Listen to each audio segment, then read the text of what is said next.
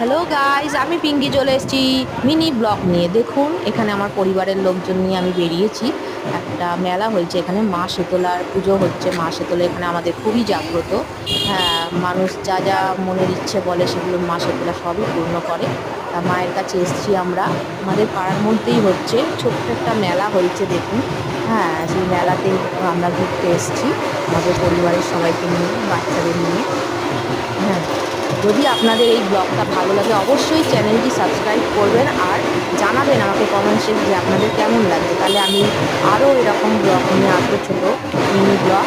হ্যাঁ, আপনাদের এই কমেন্টসে আমি আরও উৎসাহ পাবো। আপনারা জানাবেন যে আপনারা কেমন ধরনের ব্লগ দেখতে চান, কী ছবি আপনারা দেখতে চান। আমি তো আঁকার ভিডিও দিই, ছবি আঁকা দিই। এখন কিছুদিন বন্ধ আছে আমার একটু অসুবিধার জন্য।